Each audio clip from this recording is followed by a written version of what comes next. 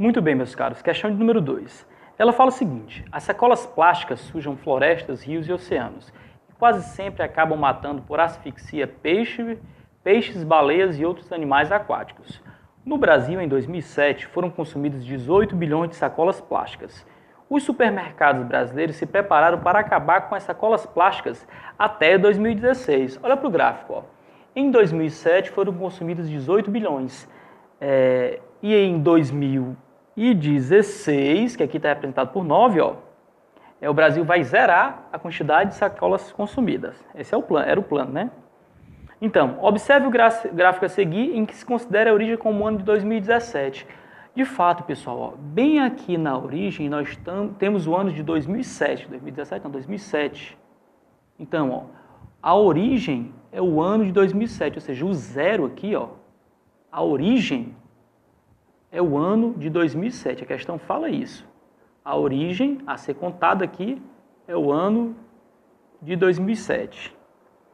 Ele diz o seguinte: observe o gráfico em que originou o ano 2007.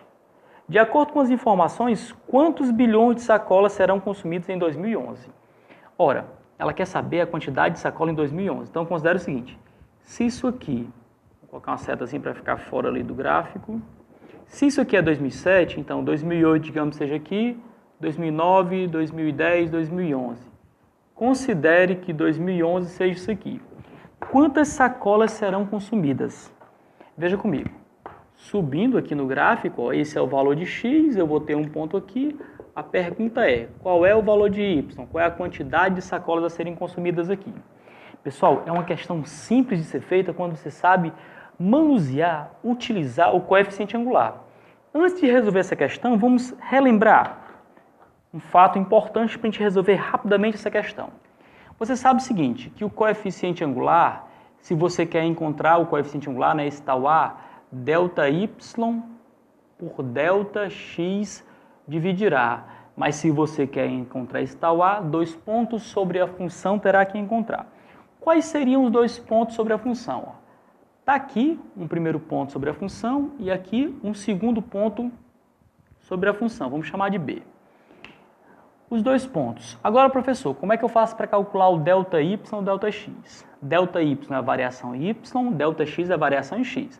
O valor final menos o valor inicial. Considere o ponto A. Vamos considerar aqui o ponto A, começar por ele. No ponto A, o y, pessoal, observe, o y inicialmente é 18 e vai para 0. Se eu quero calcular o delta y, a variação em y para essa função, eu pego o valor final, que é 0, ó, começou em 18 e vai caindo. Ó. O valor final, que é 0, menos o valor inicial, que é 18, ou seja, o delta y para essa função é menos 18.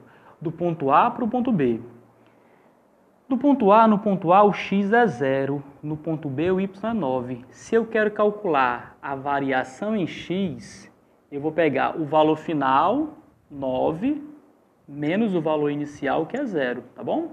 As coordenadas do ponto A, ó, o x do ponto A é 0 e o y dele é 18. As coordenadas do ponto B, o x dele é 9 e o y dele é 0. Por isso ficou, ó, y de B menos y de A, 0 menos 18.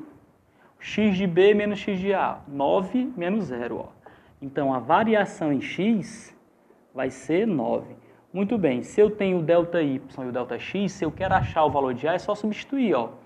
Delta y, que é menos 18, dividido por delta x, que é 9. O A, 18 por 9 dá 2, isso aqui vai dar menos 2. O A é menos 2. Se o A é negativo, a função é dita decrescente, não é isso, pessoal? Lembra que eu falei nas aulas de revisão? O ângulo aqui é maior que 90 graus, isso acontece quando o A é negativo.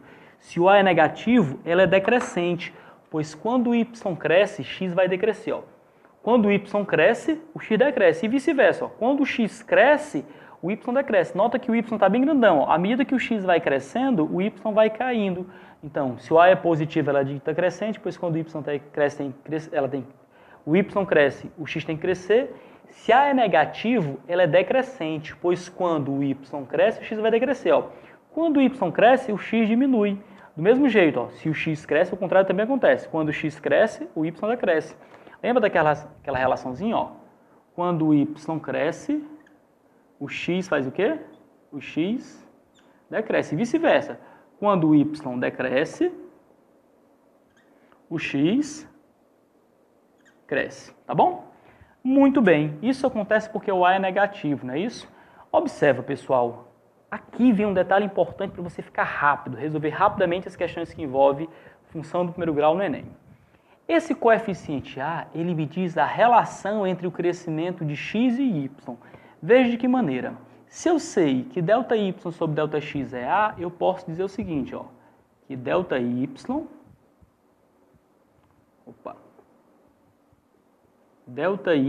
dividido por ΔX é igual a menos 2, que é o valor de A. Considerando isso aqui, ó, uma fração de denominador 1, nós temos uma proporção e o produto dos extremos é igual ao produto dos meios. Uma vez ΔY é ΔY, menos 2 vezes ΔX é menos 2 ΔX. Com o valor de A, pessoal, nós podemos estabelecer a relação entre crescimento e decrescimento de x e de y. Veja bem, o que é que essa relação me diz? Ela diz o seguinte, que a variação de x multiplicado por menos 2 vai dar a variação em y. Perceba que se o x for 10, 2 vezes 10, menos 2 vezes 10 é menos 20. Quando o x cresce, o y vai ter que fazer o quê? Decrescer, porque o resultado do y vai ser negativo. Vamos agora refletir ou analisar essa situação nessa questão. Olha como é fácil resolver essa questão. Eu quero o seguinte, eu tenho o ano de referência que é o ano de 2007, que é o 0, e eu vou andar até o ano de 2011. A variação em x, vou colocar aqui de verde, ó. A variação em x, o crescimento em x, o ΔX, para esse caso aqui, ó, de 0 até 2011, ou de 2007 a 2011, vai ser quanto? 2011 menos 2007, que é 4. A variação em x foi 4.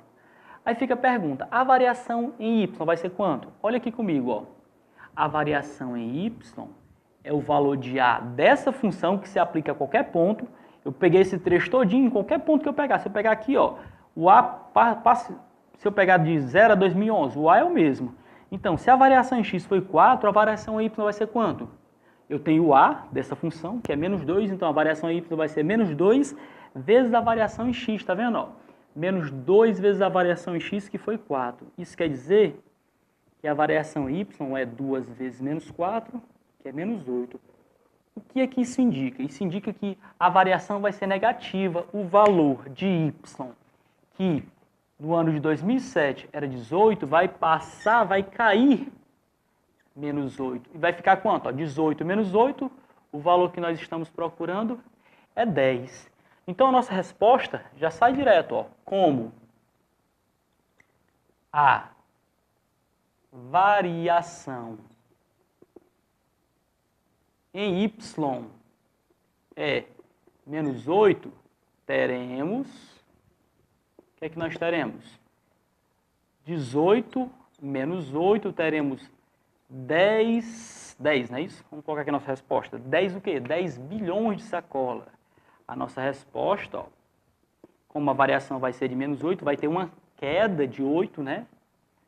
Nós teremos 18 menos 8, 10 bilhões de sacola. A resposta é item E. A variação de menos 8 vai gerar 10 bilhões de sacola. Entenderam a importância de você analisar cada ponto? Olha, A é ΔY sobre ΔX, o Y é A vezes ΔX, aqui ó, A vezes ΔX. E aí eu tenho uma relação, se eu tenho um crescimento em X, multiplico pelo A e acho o crescimento em Y.